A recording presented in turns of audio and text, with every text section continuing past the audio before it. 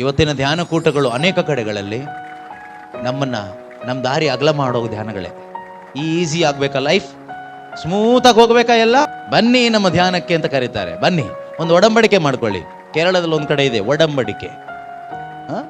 ಒಡಂಬಡಿಕೆ ಮಾಡಿ ನಿಮಗೇನು ಬೇಕು, ಫಾರಿನಿಗೆ ಹೋಗ್ಬೇಕಾ ಹೋಗ್ಬೋದು, ಲೈಫ್ ಸೆಟ್ಲ್ ಆಗ್ಬೇಕಾ ಆಗ್ಬೋದು, ಎಲ್ಲ ಮಾಡ್ಕೋಬಹುದು. ಲಾಸ್ಟಿಗೆ ನರಕದಲ್ಲಿ ಸೆಟ್ಲ್ ಆಗ್ತೀರಿ. ಏನು ಒಡಂಬಡಿಕೆ? ದೇವರು ಒಡಂಬಡಿಕೆ ಮನುಷ್ಯನ ಜೊತೆಗೆ ಮಾಡೋದು ನಿಲ್ಲಿಸ್ಬಿಟ್ರು. ಲಾಸ್ಟಿಗೆ ದೇವರೇ ಮನುಷ್ಯನಾಗಿ ಬಂದು ಯೇಸು ಜೊತೆಗೆ ದೇವರು ಒಡಂಬಡಿಕೆ ಮಾಡ್ಕೊಂಡ್ರು. ಈಗ ನಿನ್ ಜೊತೆಗೆ ನನ್ನ ಜೊತೆಗೆ ಒಡಂಬಡಿಕೆ ವರ್ಕೌಟ್ ಆಗಲ್ಲ ಅಂತ ಗೊತ್ತಾಯ್ತು. ಅದಕ್ಕೆ ಇನ್ ಕ್ರೈಸ್ಟ್ ಹೋಗ್ಬೋದು ಒಳಗಡೆ. ಹೊಸ ಒಡಂಬಡಿಕೆ ಏರ್ಪಡಿಸಿದ ಮಧ್ಯಸ್ಥರು ಯಾರು? ಯೇಸು ಕ್ರಿಸ್ತರು. ಸೊ ಆ ಮಧ್ಯಸ್ಥನ ಮುಖಾಂತರ, ಆ ಹೊಸ ಒಡಂಬಡಿಕೆ ಮುಖಾಂತರ, ಅವರ ರಕ್ತದ ಮುಖಾಂತರ ನಮಗೆ ಆ ಗರ್ಭಗುಡಿಯನ್ನು ಪ್ರವೇಶಿಸ್ಲಿಕ್ಕೆ ಆಗ್ತದೆ. ಬೇರೆ ಯಾವುದ್ರ ಮುಖಾಂತರನೂ ಸಾಧ್ಯ ಆಗೋದಿಲ್ಲ.